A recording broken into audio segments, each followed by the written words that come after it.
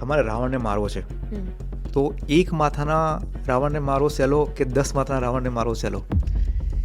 અને cancer it self હમ, એક રોગ નથી.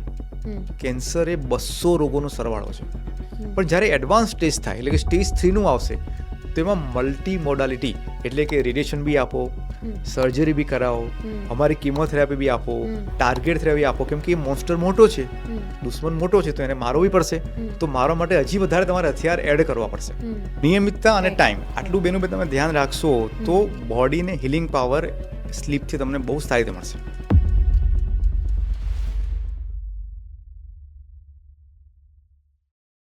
આજની લાઈફસ્ટાઈલમાં કેન્સર એક ડિઝીઝ નથી, બલકે એક રિયાલિટી બની ગયું છે. આપણે આજે રિપોર્ટ્સ જોવા જઈએ તો ઇન્ડિયામાં 14 લાખ પ્લસ કેન્સરના કેસીસ દર વર્ષે ડિટેક્ટ થાય છે, ડાયગ્નોઝ થાય છે. પણ આ જે રેટ છે વધતો જ જાય છે, ઘટતો નથી. પણ આનાથી ગભરાવાની જરૂર નથી, કેમ કે સાયન્સના ટ્રીટમેન્ટ્સ અને સર્વાઈવલ રેટ્સ બી એની સાથે સાથે વધી રહ્યું છે. તો હું છું તમારી હોસ્ટ દોસ્ત એન્કર એકતા, અને આજે આપણી સાથે જોડાશે doctor Gaurang Modi. He is a medical oncologist MD DM, જે આપણને બતાવશે કે આપણને કેન્સરથી ગભરાવાની જરૂર નથી. આજે આ કેન્સર લોકોમાં ફિયર ક્રિએટ કરવા માટે નથી, પણ એના માટે છે કે તમે આ પોડકાસ્ટ સાંભળો અને તમને સ્ટ્રેન્થ આવે, પ્રેક્ટિકલ રીતે તમે વિચારો અને અવેરનેસ ફેલાવે. Hello sir, good morning. તો મારો પહેલો સવાલ તમારાથી એ છે કે આજે લોકો જ્યારે કેન્સરનું શબ્દ સાંભળે તો તરત જ હેરાન થઈ જાય છે, મેન્ટલી એમ હાર માની લે છે. તો મારે તમને પૂછવું છે કે કેન્સર એટલે શું, અને શું એક ઇન્સ્ટન્ટ ડેથ સેન્ટેન્સ છે? આ બહુ કોમન સવાલ છે જે બધા અમને પૂછે છે. હવે આ જે ક્વેશ્ચન છે ને, એનો આન્સર તમે ચોપડી પ્રમાણે આપો ને તો એવું કહેવાય કે કેન્સર એટલે એબનોર્મલ સેલ ગ્રોથ, એટલે આપણા શરીરના જે કોષો છે એ એબનોર્મલી બિહેવ કરે અને આઉટ નંબર થઈને વધારે ગ્રો કરીને પછી બોડીમાં ફેલાય, એને કેન્સર કહેવાય. આ એક બુક ડેફિનેશન ગણી શકાય. પણ આપણે સામાન્ય લોકોને સમજાવી ભાષામાં વાત કરીએ તો ગુજરાત રાજ્ય છે, એમાં એક પાલડી આંબાવાડી નામનો એક એરિયા છે. એમાં ગુંડા તત્વોનું પ્રમાણ ધીમે ધીમે વધી રહ્યું છે. શરૂઆતમાં ગવર્મેન્ટ એના ઉપર કંટ્રોલ કરવાનો પ્રયત્ન કરે, પણ ધીમે ધીમે એવું થાય કે ગુંડા તત્વોનો પાવર વધતો જાય અને એ સૌથી પહેલાં એક એરિયા જેમ કે પાલડી આંબાવાડી એરિયાને કવર કરે, ધીમે ધીમે અમદાવાદના ઘણા બધા એરિયા કવર કરે અને પછી ગુજરાતના ઘણા બધા એરિયાને કવર કરે. એટલે એક એવું કહી શકાય કે એક પેરેલલ ગવર્મેન્ટ, કે જે આપણી સ્ટેટ ગવર્મેન્ટ છે એનો કંટ્રોલ જતો રહે. એ અને એ જો તમે એને સ્ટેટને બોડી પ્રમાણે એને મેટાફર કરો તો આ પ્રકારનું એક ગુંડા તત્વોનું રાજ્ય, એને કહેવાય કેન્સર. એટલે બીજી રીતે જે સમાજમાં ફેલાયેલું છે કે કેન્સર એટલે ઉધઈ. ઉધઈ એટલે કેવું કે એટલું બધું ખોતરીને બહાર આવે ત્યારે તમને ખબર પડે કે આટલું જ છે, પણ અંદર બધું ખોતરાઈ ગયેલું હોય. હજી વધારે એક ડેફિનેશન જો કેવી હોય તો આપણે ન્યૂઝપેપરમાં વાંચીએ છીએ કે કોઈ મોટી બેંકનું સ્કેમ થઈ ગયું, કેમ કે પંજાબ નેશનલ બેંકનું 15,000 કરોડનું સ્કેમ થયું. તો એ સ્કેમ થયું જ્યારે આપણને ખબર પડે છે, પણ એ સ્કેમ 2 વર્ષથી કે 3 વર્ષથી ચાલતું હશે. એના માટે RBI, બેંક, ગવર્મેન્ટ અથવા તો જેટલા બી લોકો સંકળાયેલા છે બધાએ એ રોકવા માટે બધા પ્રયત્ન કર્યા હશે, પણ અમુક લોકો ફૂટી ગયા અને એનો કંટ્રોલ ગવર્મેન્ટનો જતો રહ્યો, એટલે થયું. એટલે સામાન્ય રીતે વાત કરીએ તો કેન્સરને પ્રિવેન્ટ કરી શકાય એમ છે. અને ઘણા બધા પેશન્ટને હું કહું છું કે આપણું બોડી કેન્સર સામે ડે ટુ ડે ફાઇટ કરી રહ્યું છે. જેમ કે અત્યારે હું વાત કરી રહ્યો છું ત્યારે પણ મારું બોડી કેન્સર સામે ફાઇટ કરી રહ્યું છે. એનો મતલબ એવો થાય કે આપણા શરીરમાં નાના મોટા છમકલા જે કહેવાય ને કે એબનોર્મલ નાના સેલ્સ તો હોય છે જ, અને એની સામે બોડી કન્ટિન્યુઅસલી ફાઇટ કરી રહ્યું છે અને એના પર વિજય મેળવે છે. એટલે નોર્મલ માણસને કેન્સર થતું નથી. પણ જ્યારે એ વિજય ના મળે અને હાર થવાની શરૂઆત થઈ જાય એટલે કેન્સરની શરૂઆત થાય છે. ઓકે. અને લોકો એવું કેમ માને છે કે આ ઇન્સ્ટન્ટ ડેથ સેન્ટેન્સ થઈ ગયું છે? એના જે રૂટ્સ છે ને બહુ જૂના છે. હવે તમે જુઓ કે કેન્સરની આમ શરૂઆત 100 વર્ષથી થઈ છે.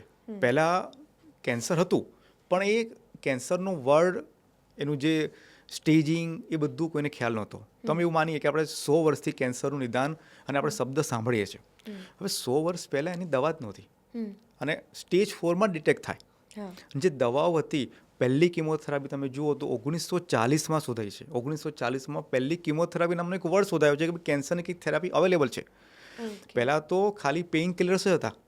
હા એટલે તમે જો જનરેશન જુઓ તો આપણા દાદાની જનરેશન, આપણા પપ્પાની જનરેશન ને આપણી જનરેશન, આવી તમે 3 જનરેશન જુઓ તો આપણા દાદાની જનરેશન અને આપણા પપ્પાની જનરેશનની વાત કરીએ તો એ લોકોએ કેન્સરની સામે જે પણ દર્દી જોયેલા છે એ બધા જ શોર્ટ લીવડ હોય, એટલે એનું લાઈફમાં એકદમ ઓછું હોય, કેમ કે એ એડવાન્સ સ્ટેજમાં જ આવ્યા હોય અને એમાં સિવિલથી જ કીધેલું હોય કે આમાં હવે દર્દીનું આયુષ્ય 12 મહિનાથી ઓછું છે. એટલે એમની સામે જે એમણે કેન્સરના કેસીસ જોયેલા હોય એમનું આયુષ્ય એકદમ ઓછું જ હોય. એટલે કેન્સર છે એ જે ગળથુથીમાં આવ્યું છે એને કારણે છે. હવે જ્યારે સાયન્ટિફિક રીતે નવી દવાઓ આવી છે, ઇમ્યુનોથેરાપી, ટાર્ગેટેડ થેરાપી, લોકો અવેર થયા છે, અર્લી સ્ટેજમાં અમારી પાસે આવે છે અને અમે ટ્રીટ કરી રહ્યા છે. એટલે આ જે જનરેશન કેન્સરથી ક્યોર થયેલા દર્દીઓને જોશે તો ગ્રેજ્યુઅલી આ જે ગળથુથીમાં જે છે કે કેન્સર એટલે કેન્સર એ ધીમે ધીમે ઓછું થશે અને એક હોપ ક્રિએટ થશે. એટલે એક થોડોક સમયની જ વાત છે અને સાયન્સ આના માટે પૂરેપૂરી મહેનત કરી રહ્યું છે. તો બીજો સવાલ મારો એનાથી જ રિલેટેડ છે કે ઘણા બધા લોકો એવું વિચારે છે કે કેન્સર આવ્યું એટલે બધું જ પૂરું થઈ ગયું છે, બધું જ ખતમ થઈ ગયું છે. તો બી આપણી ટેકનોલોજી, અને તમે વાત કરી મેડિસિન કેટલી આગળ વધી ગઈ છે, તો આપણે કેન્સરને ટ્રીટ કરી શકીએ, કેવું ઈલાજ છે એનો? જો કેન્સરને ટ્રીટ ડેફિનેટલી કરી શકીએ એમ છે. અને આપણે આનો આન્સર થોડો લાંબો આપીશ કે કોઈ પણ રોગને તમારે ટ્રીટમેન્ટ કરવા માટે તમારે સૌથી પહેલાં એ જોવું જોઈએ કે પ્રિવેન્ટ થઈ શકે છે કે નહીં. એટલે જે prevention is better than cure. એટલે સૌથી પહેલાં તો આપણે એ સમજીએ કે જે કેન્સરને પ્રિવેન્ટ કરવા માટે આપણે શું કરવું જોઈએ. તો કેન્સરને પ્રિવેન્ટ કરવા માટે હું એક બેઝિક 4 વસ્તુની તમને કહીશ કે આટલી 4 વસ્તુ કરો તો આપણે મોસ્ટ ઓફ ધ ટાઈમ આપણે કેન્સરને હરાવી શકીશું. એટલે કે કેન્સર થાય જ નહીં તો એની ટ્રીટમેન્ટની વાત જ નહીં આવે. બરાબર. પહેલું જે મેઇન કારણ એ છે જે બધાને જ ખ્યાલ છે તેમ છતાં પણ ઇગ્નોર્ડ જે થાય છે એ છે બેડ હેબિટ. બેડ હેબિટ એટલે કે ટોબેકો. ટોબેકોના પણ 2 ફોર્મ છે. એક તો તમે સ્મોકિંગવાળા પાર્ટમાં આવે, એમાં બીડી ને સિગરેટ આવશે. બીજું આવશે કે ઓરલ ટોબેકો, જેમ કે માવા, મસાલા, ગુટકા, જરદા, એ બધું આવે છે. અને આલ્કોહોલ. એટલે આ બેડ હેબિટથી તમે દૂર રહો તો કેન્સર થવાના ચાન્સીસ ઘણે બધી અંશે ઓછા થઈ જશે. સેકન્ડ પોઈન્ટ આવે છે કે ફૂડ. તમે પ્રોપર હેલ્ધી ફૂડ ખાઓ, બહારનું ફાસ્ટ ફૂડ અવોઇડ કરો તો પણ કેન્સર થવાના ચાન્સીસ ઓછા છે. થર્ડ ઇમ્પોર્ટન્ટ પોઈન્ટ એ આવે છે કે એક્સરસાઇઝ. એક્સરસાઇઝ માટે કંઈ જિમમાં જઈને આપણે મસલ બિલ્ડઅપ કરવા એ રીતની વાત નથી. એટલીસ્ટ તમે સિમ્પલ વોકિંગ બી કરો, at least 30 to 45 minute per day ચાલો, બ્રિસ્ક વોકિંગ કરો, દેટ ઇઝ ઇનફ. કેમ કે એક્સરસાઇઝ કરવાથી શું બેનિફિટ થશે? એક્સરસાઇઝ કરવાથી બોડીમાં બ્લડ સર્ક્યુલેશન વધારે સારી રીતે થાય. એને કારણે જે મેં વાત કરી કે ડેલી જે પેશન્ટ અથવા તો નોર્મલ માણસના શરીરમાં જે કેન્સરના કોષો ડેવલપ થઈ રહ્યા હોય એની સામે જે લડવા માટે જે ઇમ્યુનિટી આવશે એ આ ચાલવાથી જ આવશે. અને ચાલવાને કારણે બોડીનું સર્ક્યુલેશન કન્ટિન્યુઅસલી થાય. એટલે જે પણ મ્યુટેશન, એટલે જે ગુંડા તત્વો હોય, જે આપણે સામાન્ય ભાષામાં વાત કરીએ, એની સામે રક્ષણ અપાશે. અને લાસ્ટ પોઈન્ટ છે, એ પણ ઇગ્નોર પોઈન્ટ છે, sleep. Sleep is very important point, જે અત્યારે ઘણા બધા લોકો એને ઇગ્નોર કરે છે. સ્લીપમાં 2 ઇમ્પોર્ટન્ટ પોઈન્ટ છે. એક તો નિયમિતતા અને પ્રોપર ટાઈમ સાથેની સ્લીપ. નિયમિતતા એટલે આજે તમે જુઓ તો ક્યારેક 2 વાગે સુવાનું થાય, ક્યારેક 3 વાગે સુવાનું થાય, ક્યારેક 11 વાગે સૂવે. અને નિયમિતતા સિવાય એની લેન્થ 5 કલાક, 4 કલાક, 6 કલાક. નોર્મલ એડલ્ટ લાઈફમાં એટલીસ્ટ તમારે 7 અવર્સની સાઉન્ડ સ્લીપ જોઈએ, જે અત્યારે બધા જ લોકો અવોઇડ કરે છે. ઓછી ઊંઘથી બી ફરક પડે? ઓછી ઊંઘથી ઘણા બધા રોગો થઈ શકે છે, જેમાંનું એક કેન્સર છે. ઓકે. હવે એનું એક લોજિક બી છે કે સ્લીપ કેમ લેવી જોઈએ. આપણને સ્લીપ કેમ આપી છે? ભગવાને આપણને સ્લીપ એટલા માટે આપી છે કેમ કે તમારું કોઈ પણ એટેન્શન ત્યારે નહીં હોય. બ્રેનને કશું જ કામ કરવાનું નથી. એટલે બ્રેનનું એટેન્શન જ્યારે તમે સ્લીપ હશો ત્યારે બોડીને હિલિંગ કરવાનું છે. એટલે હું જે કહું છું કે જે મ્યુટેશન કે જે કેન્સરના તત્વો કે જે ગુંડા તત્વો બોડીમાં છે એને શાંત કરવા માટે જે ગવર્મેન્ટ કામ કરે, જે પોલીસ કામ કરે, એ કામ કરવા માટે સ્લીપ જોઈએ છે. એ સ્લીપ સમયે તમારું ફોકસ ક્યાંય પણ ના હોય. તમે જાગતા હો એટલે કન્ટિન્યુઅસલી તમારું બ્રેઇન ચાલતું હોય, તમે કંઈક ખાતા હોય એટલે આખું બ્રેનનું ફંક્શન એ તરફ જ જાય, હિલિંગમાં ધ્યાન ના મળે. તમે સાઉન્ડ સ્લીપ લેશો, તમારું ફોકસ બધું જ હિલિંગ પાવર તરફ જશે. એટલે કે સ્લીપ લેવાથી, પ્રોપર રેગ્યુલર અને નોર્મલ ટાઈમ સાથેની સ્લીપ લેવાથી તમારી ઇમ્યુનિટી વધશે, જે ટોટલી ઇગ્નોર્ડ છે. એટલે આપણે 4 વસ્તુની વાત કરી, એમાં પહેલો પોઈન્ટ તો બેડ હેબિટ, એટલે tobacco, alcohol. Second, proper diet. Third આવે છે એટલીસ્ટ વોકિંગ. એક્સરસાઇઝ લોકો એટલું મોટું માને છે કે એક્સરસાઇઝ કરો તો હું ના જ જઈ શકું, વર્કિંગ આઉટ કરવા જઈ શકાતું નથી. સિમ્પલ વોકિંગ બી કરો તમે 30 to 45 મિનિટ્સ, અને 7 ડે પણ નહીં, 5 ડે પર વીક, 2 દિવસનો રજા તો પણ ચાલશે. અને ચોથું સૌથી ઇમ્પોર્ટન્ટ પોઈન્ટ, સ્લીપ. સ્લીપમાં 2 વસ્તુ આવે છે, એક તો નિયમિતતા, એટલે કે રેગ્યુલર સ્લીપ, અને સેકન્ડ આવે એનો ટાઈમ. તમે ભલે તમે 2 વાગે સૂઈ જતા હોય, કંઈ વાંધો નથી, 2 વાગે સૂઈને પણ તમે 8 વાગે ઉઠો કે એ રીતે તમે સાઉન્ડ સ્લીપ કરશો તો બી ચાલશે. એટલે જે પ્રોપર ટાઈમ જોઈએ એમાં તમે સૂઈ બી જાઓ તો ભલે આપણે લેટ તો ના જ ઊંઘાય, પણ લેટ બી ઊંઘ્યું હોય તો નિયમિતતા અને ટાઈમ, આટલું બેનું તમે ધ્યાન રાખશો તો બોડીને હિલિંગ પાવર સ્લીપથી તમને બહુ સારી રીતે મળશે. હવે સર, જ્યારે કોઈની બી ફેમિલીમાં કેન્સર ડાયગ્નોઝ થાય તો ફેમિલીવાળા બધા તૂટી જાય છે કે હવે કેન્સર આવી ગયું છે એટલે હવે તો અમારે બી ધ્યાન રાખવું પડશે, અને કેવી રીતે કેટલું રહેશે, અને એક એવું મનમાં એમ સ્ટ્રેન્થ નથી રહેતી. તો શું આમાં મેન્ટલ સ્ટ્રેન્થની કેટલી જરૂર છે, અને ફેમિલીવાળાને બધાને, પેશન્ટ તો છે જ, પણ પોતાને બી કેવી રીતે એ લોકોને સ્ટ્રેન્થ લાવવી જોઈએ? બહુ સારો સવાલ છે. જે અમારા ઓપીડીમાં જે પેશન્ટો આવે છે, જે સ્પેશિયલ હું તમને વાત કરું, ગુજરાતના જે આપણા પેશન્ટ હોય છે એમાં અમે જોઈએ છીએ કે જે 65-70 યરના જે દાદા હોય, દાદી હોય, અથવા તો ગ્રાન્ડ પેરેન્ટ્સ જે આવતા હોય છે, અને જે એમને લઈને આવે છે એમના કેરગીવર્સ હોય, યા તો ગ્રાન્ડ સન, ગ્રાન્ડ ડોટર આવશે, અથવા તો એમના સન આવતા હોય છે.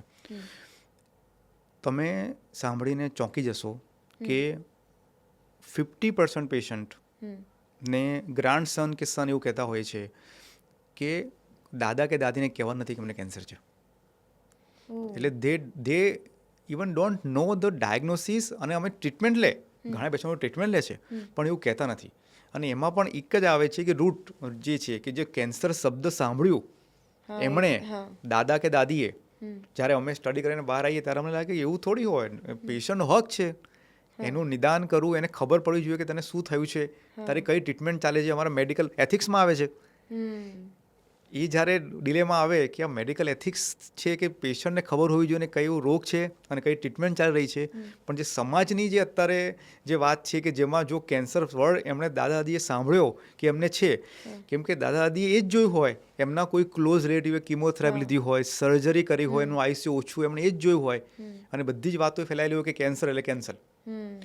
એટલે જ્યારે પણ કેન્સર નામનો શબ્દ ફેમિલીમાં આવે છે ત્યારે પેલું કહેવાય કે પક્ષાઘાત જે કહેવાય ને, એકદમ આમ વ્રજનો આમ બધા આખું ફેમિલી, એમાં ઇન્ક્લુડિંગ ફર્સ્ટ કે જેને કેન્સર થયું છે, અને એનું ડાયરેક્ટ રિલેશન એક જ છે કે જે મિથ છે કે કેન્સર થાય તો હવે આગળ એન્ડ આવી ગયો છે, હવે આગળ સાયન્સ છે જ નહીં, કેન્સર એટલે ક્યોર થવાનું જ નથી.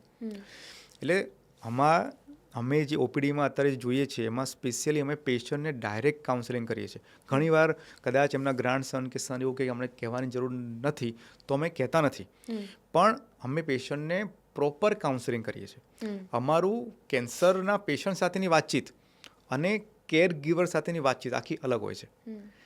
અમારી ઓપીડીમાંથી પેશન્ટ હસતું જ બહાર જાય એવો જ અમે પ્રયત્ન કરીએ છીએ, કેમ કે અમને ખ્યાલ છે કે કેન્સર શબ્દ એક સમાજમાં એક પીડા છે, એક લાંછન, એક અભિશાપ છે. હવે એવી સિચ્યુએશનમાં તમે એના ડ્રોન થઈ જાઓ કે પેશન્ટ એટલી બધી અગોની હોય, તો જેટલું બી એમને સુથિંગ અમે કરી શકીએ, કાઉન્સેલિંગ પ્રોપર કરી શકીએ એટલું અમે કરીએ છીએ. એટલે જે તમે સવાલ પૂછ્યો એમાં પહેલો વસ્તુ આવે છે, કાઉન્સેલિંગ કરવાથી આ જે એગોની છે, આ જે પીડા છે, આપણે ઓછી કરી શકીએ. સેકન્ડ વેરી ઇમ્પોર્ટન્ટ પોઈન્ટ આવે છે કે કેર ગીવરનો અમારો રોલ સૌથી વધારે આવશે. પેશન્ટ તરીકે અમે ડાયરેક્ટ કોમ્યુનિકેશન એટલું બધું ના કરી શકીએ અને પેશન્ટને બધી ખબર પણ ના હોય, પણ કેર ગીવરનો રોલ આમાં સૌથી વધારે આવશે, કેમ કે અમે તો યુઝ્યુઅલી અડધો કલાક કે પોણો કલાક એમ સાથે વાત કરી શકીએ, પણ ડે ટુ ડે જે કોમ્યુનિકેશન છે, જે ડાયટ છે, જે ડ્રગ આપવાની છે, બધું કેર ગીવર છે.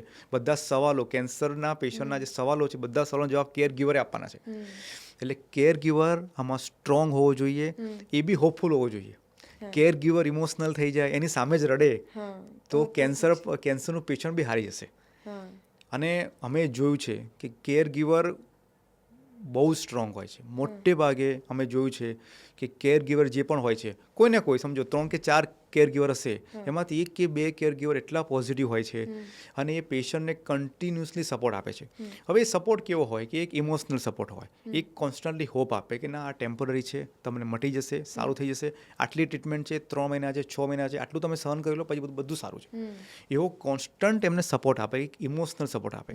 સેકન્ડ વેરી ઇમ્પોર્ટન્ટ પોઈન્ટ આપે કે એમને લોજિસ્ટિક સપોર્ટ આપે, કે એમને લાવવા લઈ જવામાં પણ હેલ્પ કરે. ઘણા પેશન્ટો એવું હોય છે કે સાહેબ આટલું દૂર છે ને તમારે ટ્રીટમેન્ટ નથી કરાવી, ઘણા એવું હોય છે. તો લોજિસ્ટિક સપોર્ટ આપે, ઇમોશનલ સપોર્ટ આપે, અને સૌથી ઇમ્પોર્ટન્ટ પોઈન્ટ એ છે કે ડ્રગ સપોર્ટ, એટલે અમે જે ડ્રગ એમને પ્રિસ્ક્રાઇબ કરી હોય એ પ્રોપરલી આપે. ઘણા પેશન્ટો એવા હોય છે કે અમે ધારો કે 3 ટેબ્લેટ જો લખ્યું હોય તો પેશન્ટને સાઇડ ઇફેક્ટ થાય તો ઘણા પેશન્ટો 2 ટેબ્લેટ લે છે. કેમ કે એઝ અ પેશન્ટ તરીકે એમને એવી સિન્સિયરિટી કદાચ ના પણ હોય, ઉંમરને કારણે હોય કે એ રીતે કેન્સરનું એમના મગજમાં એટલું બધું ટેન્શન હોય તો ના લે. તો જ્યારે કેર ગીવરનો રોલ સૌથી વધારે આવે છે કે એમને પ્રોપર ડ્રગ આપી જે અમે પ્રિસ્ક્રાઇબ કરી હોય. અને છેલ્લો પોઈન્ટ જે સૌથી વધારે કોમન છે આપણા ઇન્ડિયન સિસ્ટમમાં, ડાયટ પ્રોપર આપે. કેમ કે ડાયટ જો વ્યવસ્થિત નહીં આપે તો બોડીને હિલિંગ પાવર નહીં વધે, ન્યુટ્રિશન બોડીમાં ઓછું થાય, તો કેન્સરને કારણે જે જોખમ છે એના કરતાં અમારી જે દવાઓ બી આપીએ છીએ, અમારી દવા બી ગરમ હોય, એની બી સાઈડ ઇફેક્ટ વધારે થાય. એટલે કેર ગીવરનો રોલ સૌથી વધારે છે. અને આ બંને ઉપરાંત સમાજ તરીકે, એઝ અ ડૉક્ટર તરીકે બધાનો રોલ ઇમ્પોર્ટન્ટ છે કે સમાજમાં પણ એવી પોઝિટિવિટી ફેલાય કે કેન્સરથી ડરવાની જરૂર છે જ નહીં.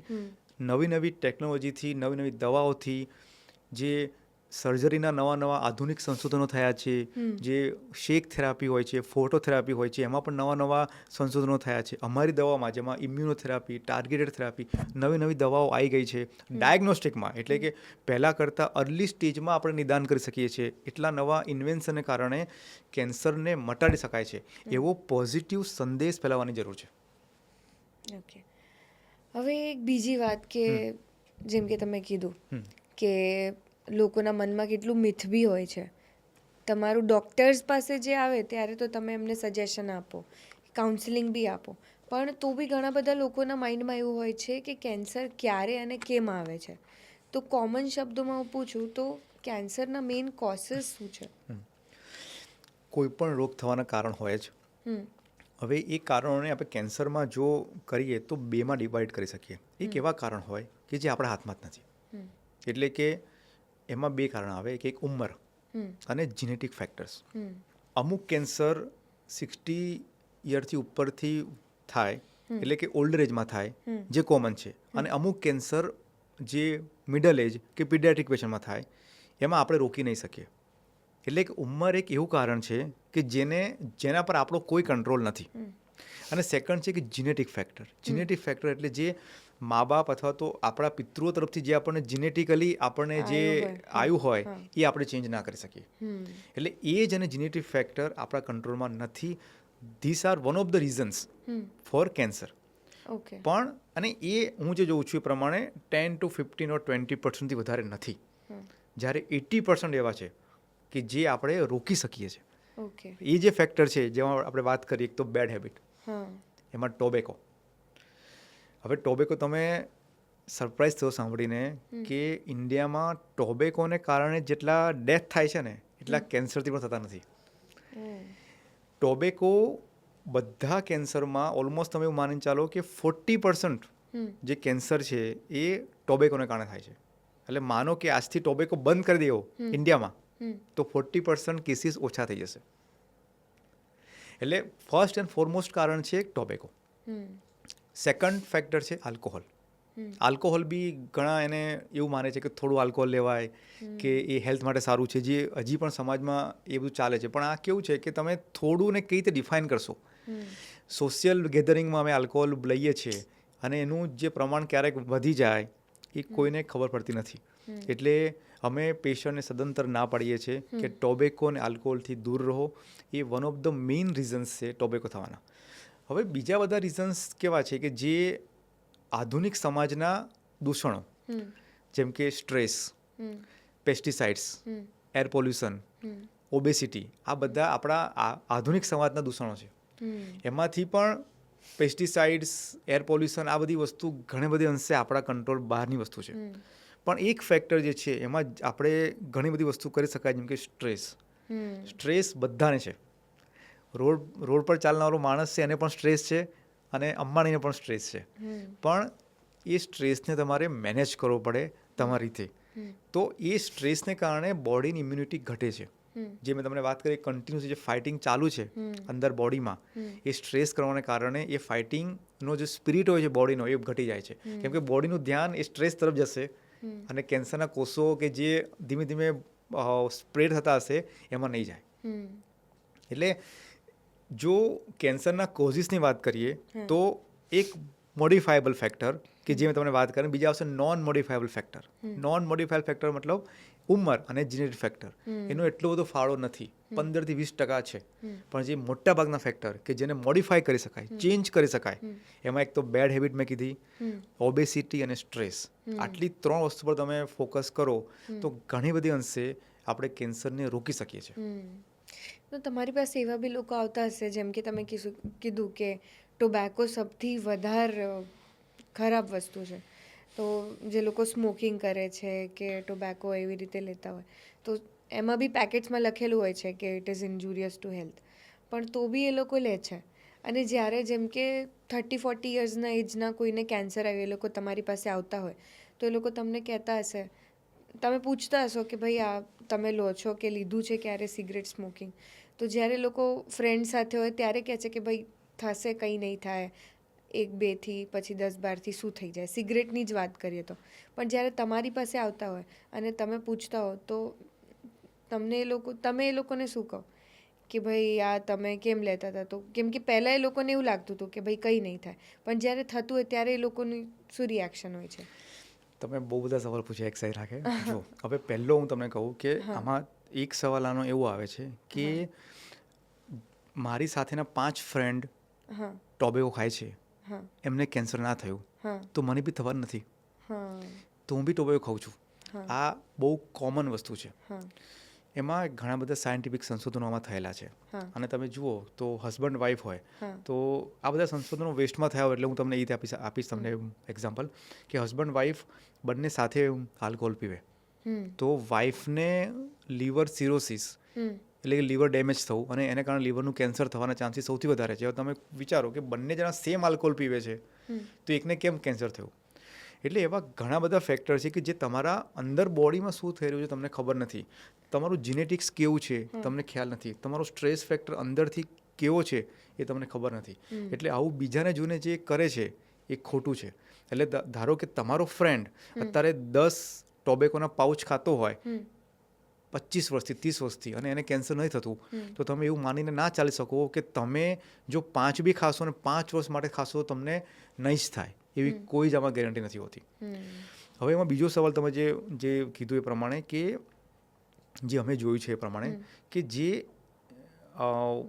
પ્રીફ્રન્ટલ કોર્ટેક્સ બ્રેનનું હોય છે, નોર્મલ હ્યુમનનું બ્રેન છે ને એ ડેવલપ થાય છે એટ ધ એજ ઓફ 25ની એજ ઉપર. એને પ્રીફ્રન્ટલ કોર્ટેક્સ કહેવાય, કે જેને આપણે ડિસિઝનનો પાવર આવતો હોય છે. 25ની એજ પછી યુઝવલી આ પ્રકારનું એડિક્શન થવાના ચાન્સીસ બહુ જ ઓછા હોય છે. એટલે 25ની એજ ઉપર 35 યરની એજ ઉપર મેરેજ બી થઈ જાય, રિસ્પોન્સિબિલિટી પણ આવી જાય. એ એજ પછી ટોબેકોનું વળગણ અથવા તો આલ્કોહોલનું વળગણ અનકોમન છે, એ અમે જોયેલું છે. જે પણ ટોબેકોનું એડિક્શન થાય છે, આલ્કોહોલનું એડિક્શન થાય છે, એ નાની ઉંમરે જ થાય છે. એટલે 15 વર્ષ, 18 વર્ષ, 20 વર્ષ, 22 વર્ષ જે કોલેજિયન હોય છે, અને જે સાથે ફ્રેન્ડ સર્કલ હોય એ લોકો ખાતા હોય, અને પછી એને કહે કે તું બી ખા. અને આમાં સ્ટ્રેસવાળો પાર્ટ બહુ જ ભાગ ભજવે છે, કેમ કે આ ઉંમરે 15-20 વર્ષે, 25 વર્ષે હોર્મોનનું અપડાઉન બહુ જ વધારે હોય, કોઈ પણ એડોલેસન્ટ મેલ કે ફિમેલમાં. એ સમય દરમિયાનમાં સ્ટ્રેસ ફેક્ટર બહુ જ આવશે. તો એ સમયે એ સ્ટ્રેસને ઇન્સ્ટન્ટ રિલીવ માટે આ હેબિટ તરત થઈ જાય છે, અને પછી એ લાંબા ગાળે ચાલુ રહે છે. એટલે જો તમે યુથને મોટિવેટ કરો, યુથને ગાઈડ કરો, તો આટલો સમય સાચવી લે તો પછી હેબિટ થવાના ચાન્સીસ બહુ જ ઓછા હોય છે. કેમ કે એકવાર એમનું બ્રેન પ્રોપર ડેવલપ થઈ ગયું, સાચા ખોટાની ખ્યાલ આવી ગયો કે ના આ ખોટું છે. જે તમે કહો છો ને કે ચિત્ર જોઈને બી નથી ખ્યાલ આવતો, કેમ કે હવે બીજો સવાલ તમે આવે છે કે તે છોડતા કેમ નથી. કેમ કે હું તમને લાઈવ એક્ઝામ્પલ તમને આપું છું, જે અમે અમારા કેન્સરના પેશન્ટની વાત કરું છું. તો કેન્સરની ટ્રીટમેન્ટ, ધારો કે જીભનું કેન્સર થાય, એ એટલી પીડાદાયક હોય છે. જીભના કેન્સરની ટ્રીટમેન્ટ એટલે કે તમે સર્જરી કરો, સર્જરી કર્યા પછી જો એડવાન્સ સ્ટેજ હોય તો શેક આવે, શેક સાથે કિમોથેરાપી આવે. આ એક સફરિંગવાળી આખી એક જર્ની છે. અમે જોઈએ છીએ કે જેને શેક ચાલુ હોય ને સર્જરી કર્યા પછી, એ પેશન્ટ પણ સ્મોકિંગ કરે છે. રેડિયેશન ચાલુ છે પેશન્ટનું, અને બહાર જાય એટલે સિસ્ટરને ખ્યાલ આવી જાય કે આ કેમ ગયો છે, તો સ્મોકિંગ કરીને પાછો આવે. એટલે તમે જુઓ કે એ તો એવું કેમ થાય છે કે કેન્સર છે, આટલી બધી પીડા સહન કરી છે, તો પણ એ કેમ સિગરેટ પીવા માટે કે બીડી પીવા માટે જાય છે. એનું રીઝન અલગ છે. એનું રીઝન એ છે કે એડિક્શન જે કહેવાય છે.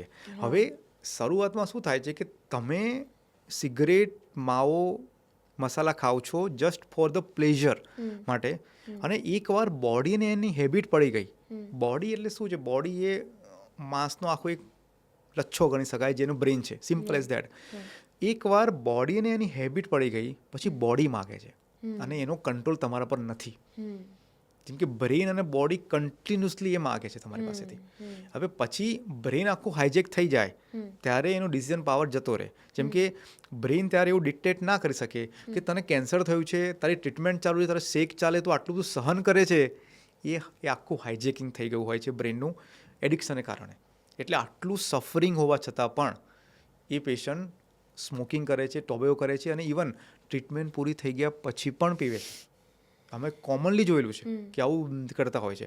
એટલે એ બહુ જ જરૂરી છે કે એટલીસ્ટ આપણું જે યુથ છે એને 25 to 30 યર્સ સુધી આ હેબિટમાં ના પડે. તો પછી જે તમે કહો છો ને કે ચિત્ર જોઈને બી જે કહેવાય જો આ કેમ, તો એ પછી નહીં પીવે. એટલે અર્લી એજમાં જો એને એડિક્શન ના થાય તો મોસ્ટ ઓફ ધ ચાન્સીસ એવા છે કે આગળ જઈને એ હેબિટ નહીં કરે. બીજું એક રીઝન એમાં એવું આવે છે કે ટોબેકો એવું છે ને કે એની કોસ્ટ બહુ જ ઓછી છે. એટલે 10 રૂપીસ, 15 રૂપીસ, 20 રૂપીસ જેવી છે. આલ્કોહોલ જે છે ને જે એ હોય છે એની કોસ્ટ ફેક્ટર થોડુંક વધારે ગણી શકાય. તો ઘણા આલ્કોહોલની હેબિટ નહીં થવાનું કારણ જે ઇન્ડિયામાં કે ગુજરાતમાં એ અમે જે જોઈએ છે એનું રીઝન એ છે કે એ ટોબેકો એ સસ્તું છે અને બહુ ચીપર ઓપ્શન અવેલેબલ છે. એના માટે પણ એ તરત એડિક્ટ થઈ જાય છે કમ્પેર ટુ આલ્કોહોલ. અને એ જ કે તમે કીધું કે બ્રેન એવી રીતે કામ કરશે. મારો એ બી સવાલ છે કે એડિક્શન એવું તો કેવું કે પેન બી નથી દેખાતું એ લોકોને, એટલે બોડી માગે. અને એ ખોટું નથી. એ તમે પેશન્ટના પર્સપેક્ટિવથી વાત કરો ને, એ બહુ ઇમ્પોર્ટન્ટ વસ્તુ છે આમાં. બોડી માગે એટલે શું? ખાલી માગે નહીં, એના વિથડ્રોલ સિમ્ટોમ્સ આવશે. વિથડ્રોલ સિમ્ટોમ્સનો મતલબ શું? હાથ પગ કાંપે, અને એવા વિચિત્ર સિમ્ટોમ્સ આવે કે પેશન્ટે લેવું જ પડે. અત્યાર સુધીમાં અમે જે પેશન્ટ જોડે વાત કરતા હોય છે એમાં એવું હોય છે કે તમે કેમ બીડી કેમ પીવો છો? કેન્સર છે તો સાહેબ એક બીડી તો પીવી જ પડે, સર સવારે ગેસ થઈ જાય છે. એમને સ્ટૂલ પાસ ના થાય, એમને પોટી ના આવે સવારે જો એ લોકો એક સિગરેટનો પફ ના પીવે તો. પણ એ લોકોનું માઇન્ડનું હોય છે. કેમ કે આ બહુ ઘણીવાર મેં બી સાંભળ્યું છે. એટલે એ લોકોનું માઇન્ડનું મિથ છે કે રિયાલિટીમાં થતું હશે? માઇન્ડનું મિથ કરતાં બી માઇન્ડનો કંટ્રોલ જતો રહે છે basically. C mind super power છે બેઝિકલી, અને એ આખા બોડીને કંટ્રોલ કરે છે. હવે માઇન્ડ જો તમને અનઇઝીનેસ ફીલ કરાવે, તમારા પલ્સ વધારી દે, તમને કોન્સ્ટિપેશન થાય, અને તમને એટલું અનઇઝીનેસ ફીલ થાય, તો તમને લાગે કે આના કરતાં તો એક પફ લેવું સારું. હવે એ જે કંટ્રોલ છે એ કંટ્રોલ કેન્સર થઈ ગયું, દવા ચાલુ છે ત્યારે કરવો બહુ જ અઘરું છે કમ્પેર ટુ જે એકદમ નોર્મલ છે, એને કોઈ જ ડિસીઝ નથી, અને હવે તમે એને છોડવાનું કહો છો.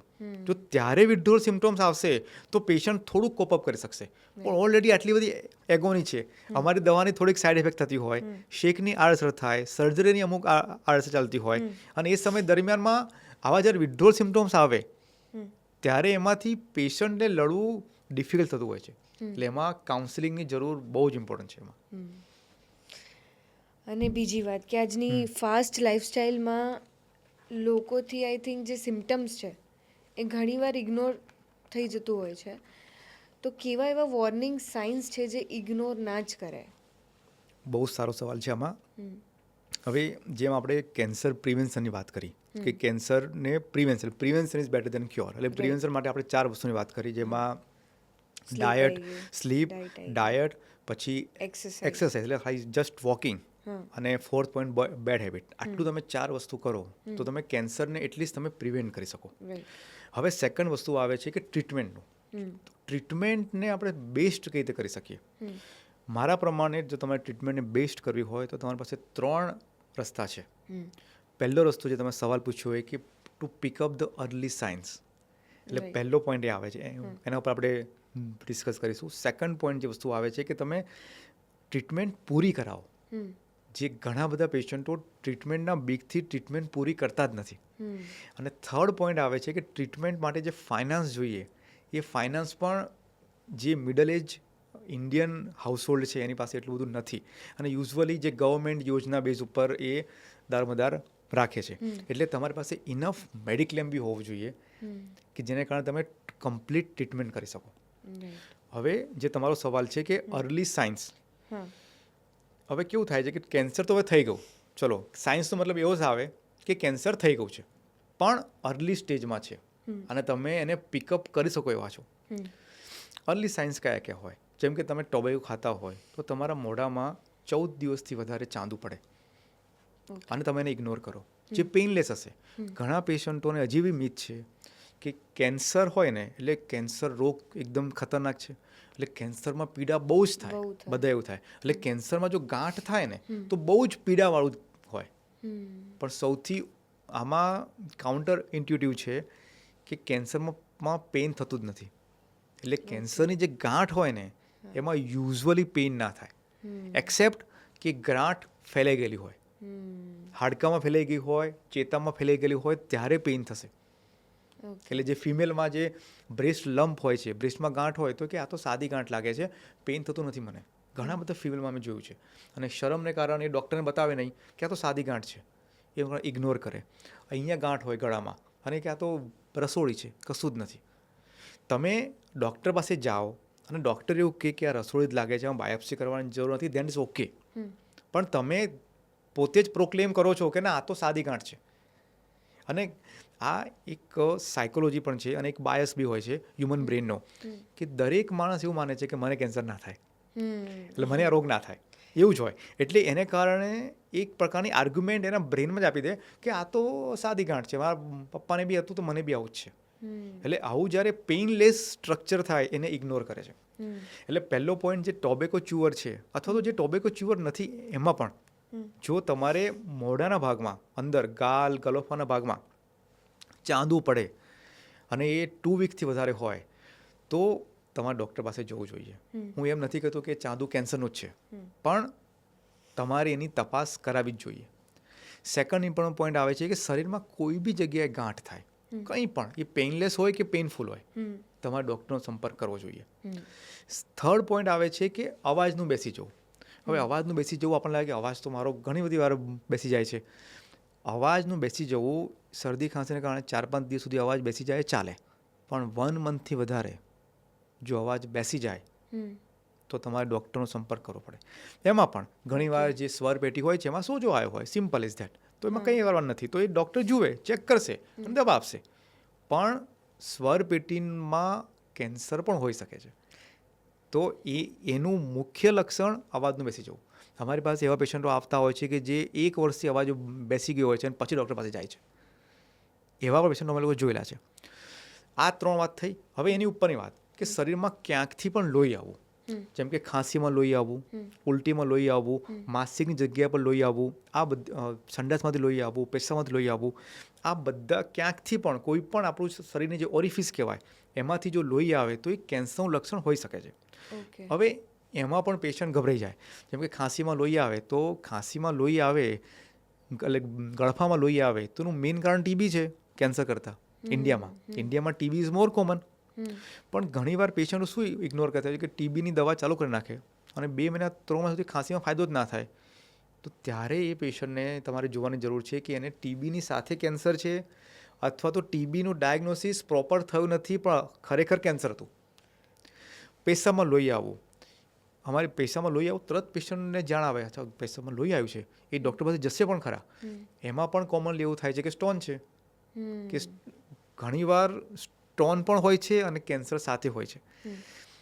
એટલે આવા જે અર્લી સાઇન્સ છે એ પેશન્ટ ઘણી બધી વાર મિસ કરે છે. એટલે કેન્સર થઈ ગયું, શરૂઆતનું સ્ટેજ છે, સ્ટેજ 1 છે, સ્ટેજ 2 છે, અથવા તો 0 સ્ટેજનું કેન્સર છે, અને એને ઇગ્નોર કરે અને પછી એ કેન્સર વધારે ફેલાય અને પછી ડૉક્ટર પાસે જાય. અને ઇન્ડિયામાં ખાસ કરીને મહિલાઓમાં બ્રેસ્ટ કેન્સર એ સૌથી મોસ્ટ કોમન છે. અત્યાર સુધી એવું હતું કે બ્રેસ્ટ કેન્સર જે સિટી જે છે, મેટ્રો સિટી છે, એની મહિલાઓમાં વધારે છે.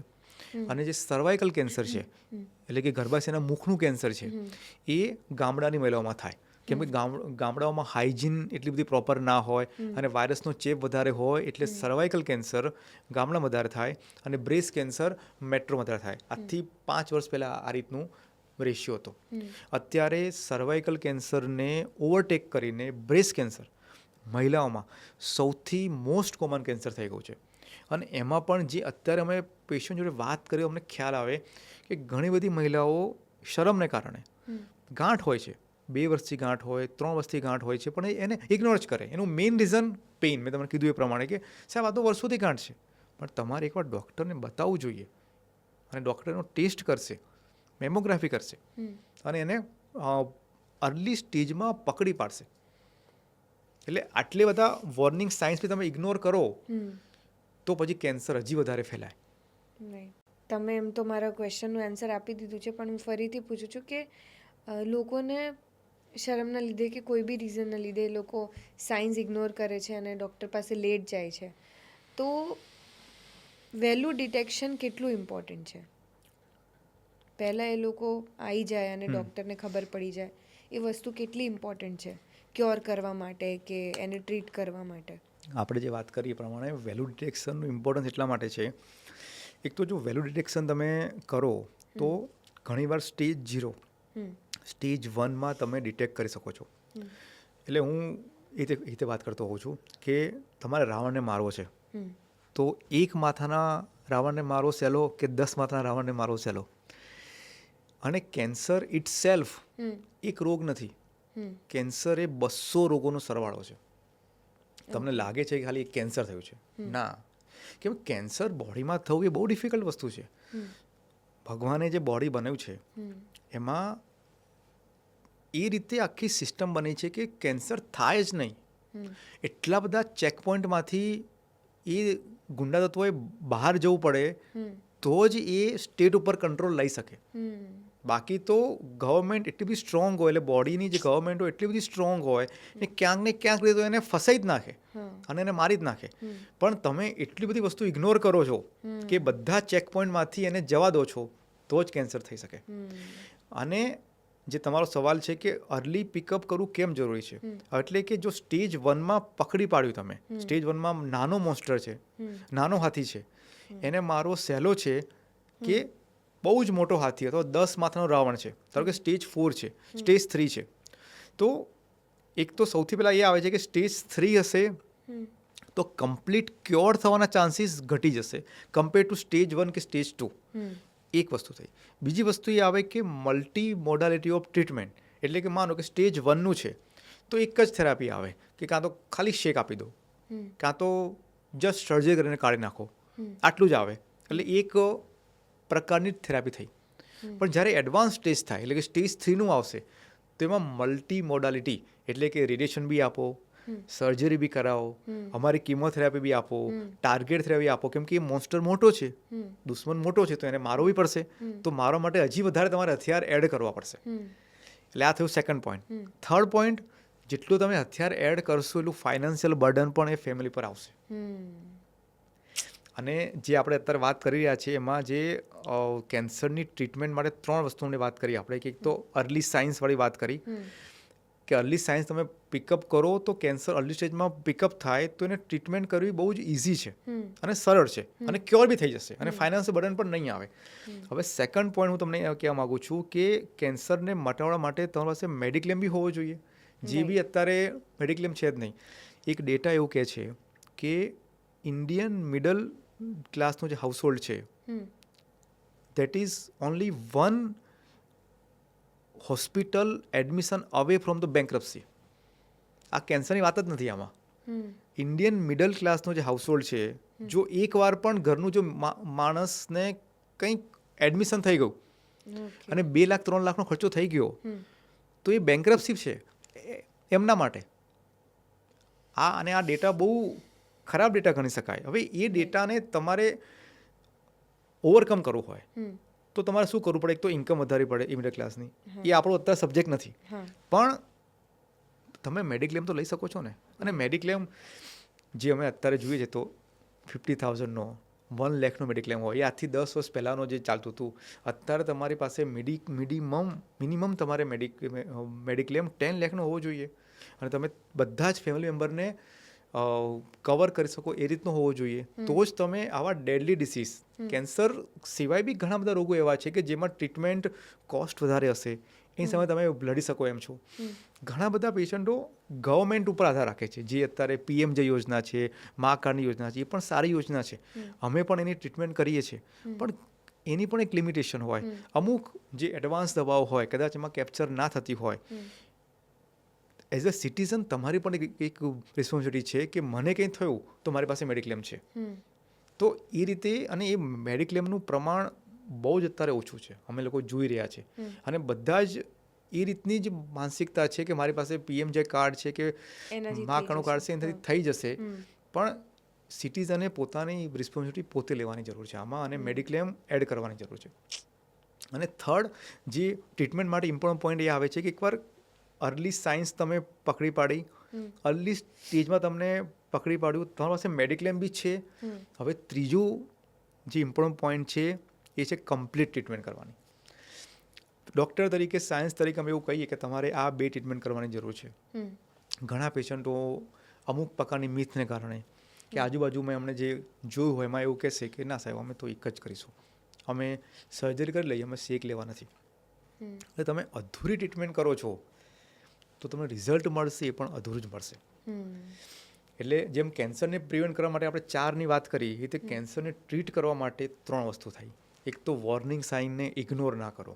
જો વોર્નિંગ સાઇનને ઇગ્નોર કરશો તો સ્ટેજ 0માંથી સ્ટેજ 3માં આવશે ડૉક્ટર પાસે. સેકન્ડ પોઈન્ટ એ છે એટલીસ્ટ તમારી પાસે મેડિક્લેમ હોવો જોઈએ કે જેને કારણે PMJ યોજના તો છે જ, પણ તમે એક સિટીઝન તરીકે તમારી એક રિસ્પોન્સિબિલિટી છે તમારી હેલ્થને સાચવવાની. અને થર્ડ પોઈન્ટ આવે છે કે ડૉક્ટર, જે પણ કેન્સર સ્પેશિયાલિસ્ટ તમને જે પણ ટ્રીટમેન્ટ કે સાયન્ટિફિક વેમાં, એ તમે કમ્પ્લીટ ટ્રીટમેન્ટ કરો. તમને કદાચ ડાઉટ લાગતો હોય કે આ જે ટ્રીટમેન્ટ મને કીધી છે મને ખ્યાલ નથી આવતો, અથવા તો મારે સમજવું છે, ટેક અ સેકન્ડ ઓપિનિયન. પણ એ જે સેકન્ડ ઓપિનિયન જે અત્યારે પેશન્ટ લે છે એ સામેવાળા પાડોશીનો લે છે, એ ખોટું છે. તમારે સેકન્ડ ઓપિનિયન લેવો હોય તો એક્સપર્ટનો જ લેવો પડે. કે એક કેન્સર સ્પેશિયાલિસ્ટે તમને એક ટ્રીટમેન્ટ તમને સજેસ્ટ કરી હોય, and if you don't agree with that treatment, તો તમારે જો સેકન્ડ ઓપિનિયન લેવો હોય તો એ કેન્સર એક્સપર્ટ અથવા તો કેન્સર સ્પેશિયાલિસ્ટનો જ લેવો પડે, જે અત્યારે લેતા નથી. રાઈટ. અને ટ્રીટમેન્ટની બી વાત કરીએ તો ટ્રીટમેન્ટમાં લોકો તરત ગભરાઈ જાય છે કે હવે કીમો કરવું પડશે. તો ટ્રીટમેન્ટ્સમાં આપણી પાસે હવે કેવા કેવા ઓપ્શન્સ છે? એલોપેથીમાં કેન્સરની ટ્રીટમેન્ટમાં મુખ્યત્વે 3 પ્રકાર છે. એક આવે છે એક સર્જરી, એટલે કે વાડકાપની ક્રિયા, કે કેન્સર આવ્યું છે તો તમે કેન્સરને એને જળમૂળમાંથી કાઢી નાખો, એટલે એક આવે સર્જરી. સેકન્ડ વસ્તુ આવે છે કે ફોટોથેરાપી, એટલે ફોટોથેરાપી એટલે કે રેડિયેશન થેરાપી, એટલે ફોટોથેરાપી અમે નામ આપીએ છીએ ને. અને થર્ડ વસ્તુ આવે છે કે કિમોથેરાપી, એટલે કે સિસ્ટમિક થેરાપી. સિસ્ટમિક થેરાપી એટલે તમે જે ડ્રીપ દ્વારા કે ગોળ સ્વરૂપે કંઈક એવી દવા આપો કે જે આખા બોડીમાં ફેલાય અને આખા બોડીમાં જ્યાં પણ કેન્સરના કોષો હશે એને મારશે. હવે આ સર્જરી તો 200 વર્ષ જૂની થેરાપી છે, એમાં પણ નવા સંશોધનો થયા છે. અને જે પહેલાં વાળ કાપની ક્રિયામાં કે સર્જરીમાં જે મોટો ચીરો આવતો હતો એના બદલે અત્યારે નાનો ચીરો આવે છે, જેમ કે લેપ્રોસ્કોપી આવે છે. ઘણીવાર જે ડિફિકલ્ટ સર્જરી હ્યુમન હેન્ડ દ્વારા પ્રોપર ના થઈ શકે તો હવે રોબોટિક આવી ગયા છે. એટલે જે નોર્મલ કન્વેન્શનલ સર્જરી છે એના બદલે અત્યારે લેપ્રોસ્કોપિક સર્જરી અને રોબોટિક સર્જરી થઈ ગયું છે. એ નવું આખું ટ્રાન્સફોર્મેશન થઈ રહ્યું છે સર્જરી ફિલ્ડમાં. સેકન્ડ, જે રેડિયેશનમાં પહેલાં શું કરતા હતા કે જે ગાંઠ દેખાય છે એક્સરે જોઈને એ ગાંઠ ઉપર તમે શેક આપતા હતા. શેકનો મતલબ જે અત્યારે કોમન મિથ એવું છે કે તમને ગરમ ગરમ તમને ફીલ કરાવે, એવું હોતું જ નથી. શેકનો સામાન્ય મતલબ એવો થાય કે એક લેઝર થેરાપી, લાઇટ થેરાપી જે કહેવાય, કે જેને સીટી સ્કેનનું મશીન હોય ત્યાં પેશન્ટને સુવાડે અને લાઇટ આવે, જે સ્પેસિફિક એરિયામાં જ્યાં ગાંઠ હોય ત્યાં લાઇટ પડે. એ લાઇટ પેશન્ટને દેખાશે નહીં.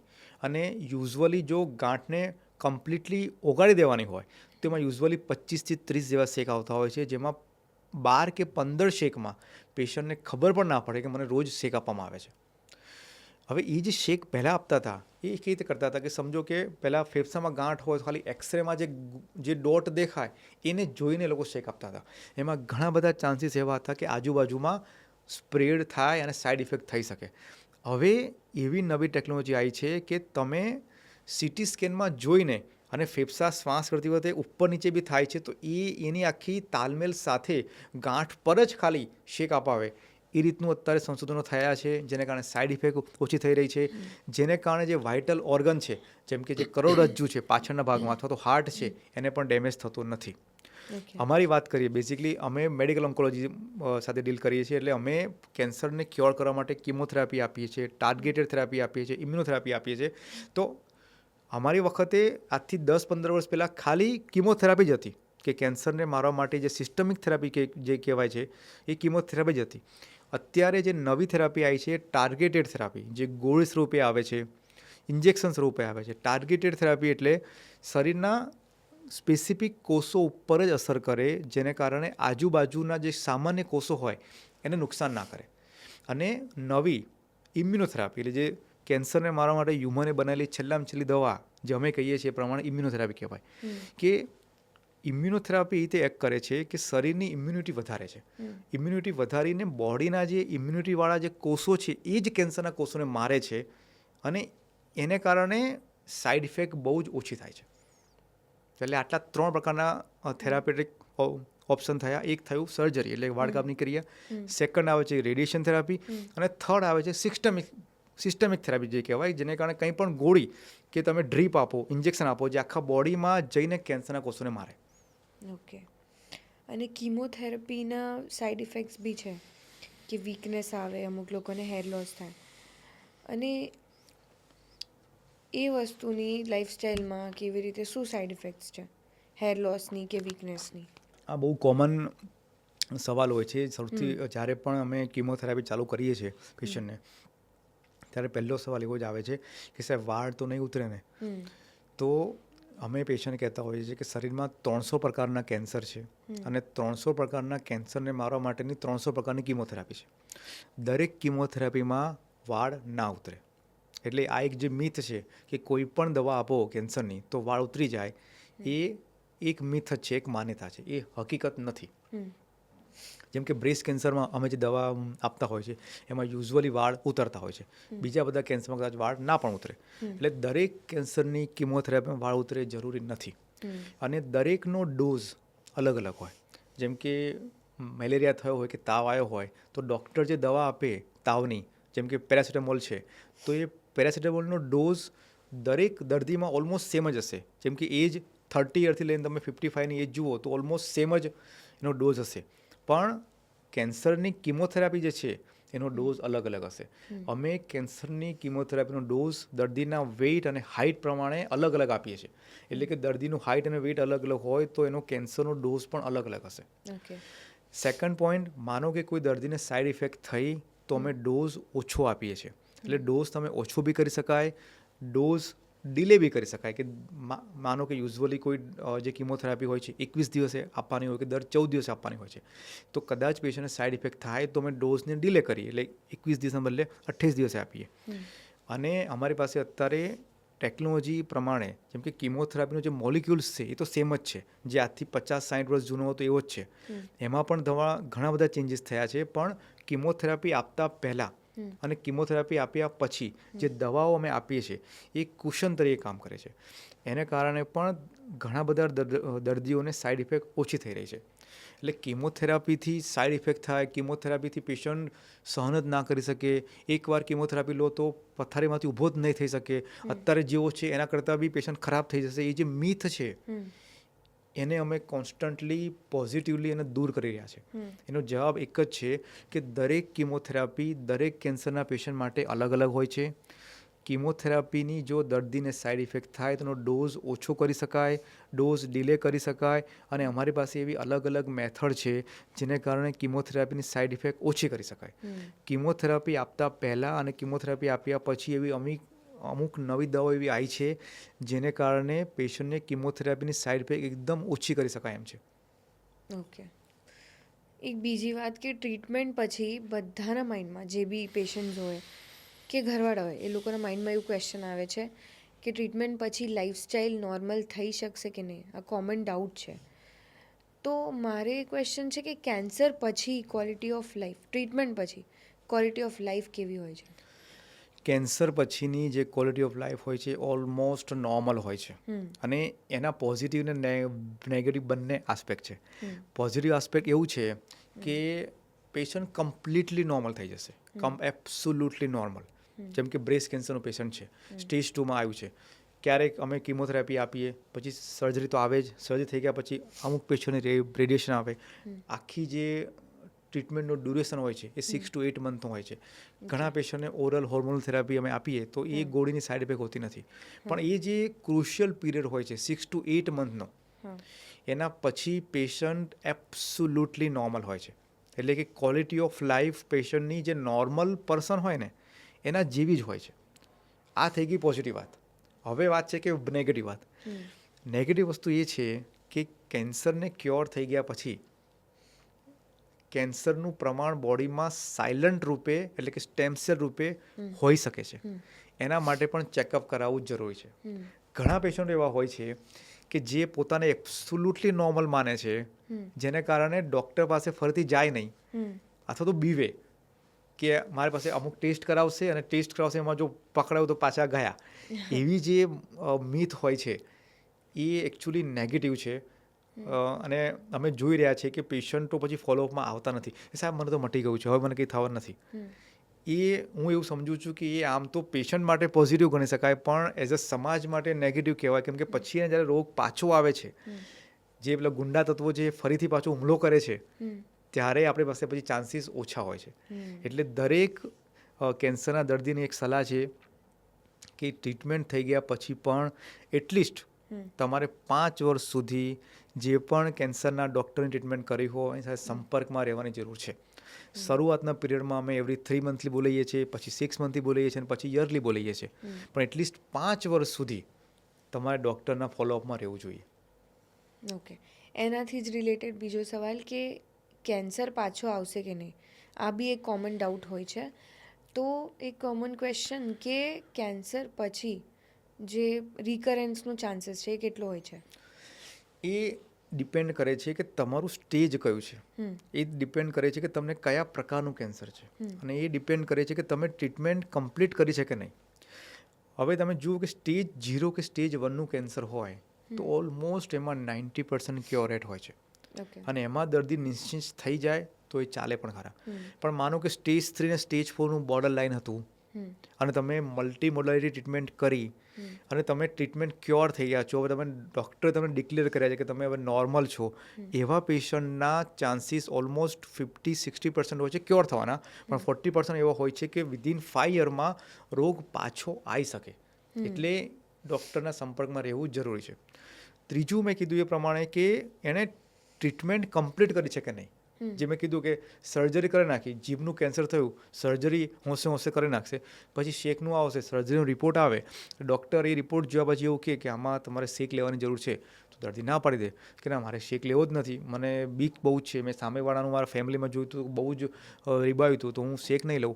હવે જે પ્રોપર ટ્રીટમેન્ટ કરી ના હોય તો પછી એ ચાન્સીસ પાછા આવવાના વધી જાય. હમ અને બીજા કેન્સરના ટાઈપ, જેમ કે લંગ કેન્સર છે કે કોલોન કેન્સર છે કે બ્રેસ્ટ કેન્સર છે, એનું અમુક સબ ટાઈપ હોય. એ સબ ટાઈપ એગ્રેસિવ હોય.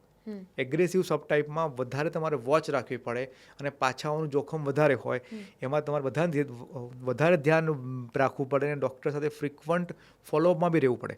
ઘણીવાર કેન્સરની ટ્રીટમેન્ટ થઈ ગયા પછી પણ અમુક એવી સાદી ગાંઠ જેવું ડેવલપ થાય જ્યાં ડૉક્ટર અથવા તો મેડિકલ સાયન્સ બી કન્ફ્યુઝ હોય કે આમાં આપણે વેટ એન્ડ વોચ કરીએ. અત્યારે બાયોપ્સી કરવાની જરૂર લાગતી નથી, અત્યારે ટ્રીટમેન્ટ કરવાની જરૂર લાગતી નથી, આપણે વેટ એન્ડ વોચ 3 મંથ પછી મને મળો તો પેશન્ટ જાય નહીં. 3 મંથ પછી જાય નહીં અને 1 યર 2 યર પછી જાય ત્યારે ગાંઠ મોટી થઈ ગઈ હોય અને એ ખરેખર કેન્સરની જ હોય.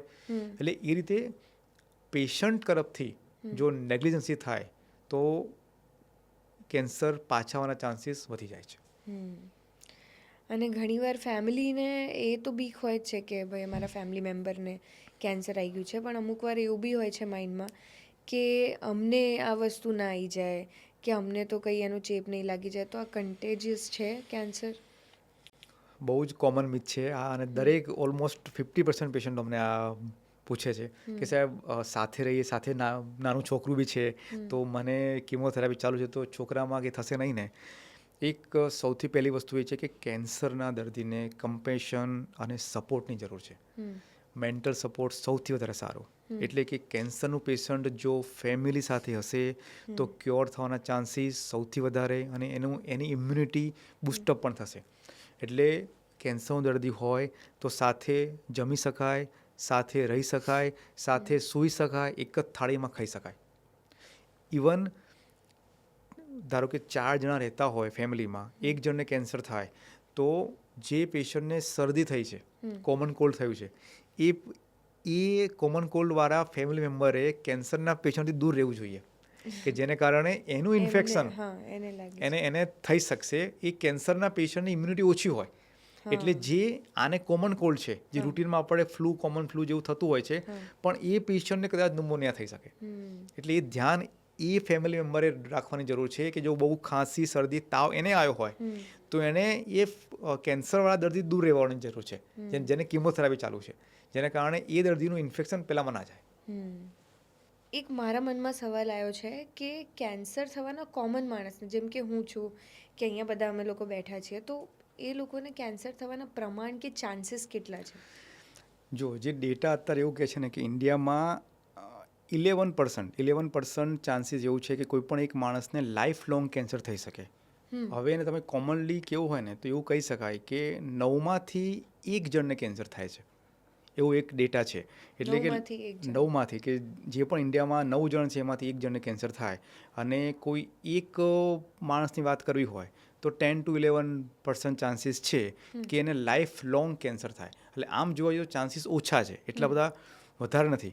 પણ મેં જે કીધું ને કે જે મેન્ટલ જે બાયસ હોય છે કે મને તો થાય જ નહીં ને, એટલે મને થવાનું નથી, એટલે હું બીડી પીવું, સિગરેટ પીવું, ફાસ્ટ ફૂડ ખાઉં, હું સ્લીપ પ્રોપર નહીં લઉં અને હું અર્લી સાઇનને પણ ઇગ્નોર કરીશ, મને તો કેન્સર થવાનું નથી. એ જે બાયસ છે ને એની સામે આપણે લડવાની જરૂર છે. અને એ મેં જોયું છે કે તમે કોઈ વસ્તુથી અવેર થઈ જાઓ ને, એકવાર તમને કોઈ ડિસીઝ કે કોઈ પણ થ્રેટ એકવાર અવેર થઈ જાઓ તો તમે એમાંથી બહાર આવી જશો. અત્યારે જે આપણે જે અત્યારે વાત કરી રહ્યા છીએ બધું અવેરનેસ માટે જ કરી રહ્યા છે. જે પણ આ વિડીયો જોશે અને અવેરનેસ એમને ખ્યાલ આવશે કેન્સરથી સહેજ બી ગભરાવાની જરૂર નથી.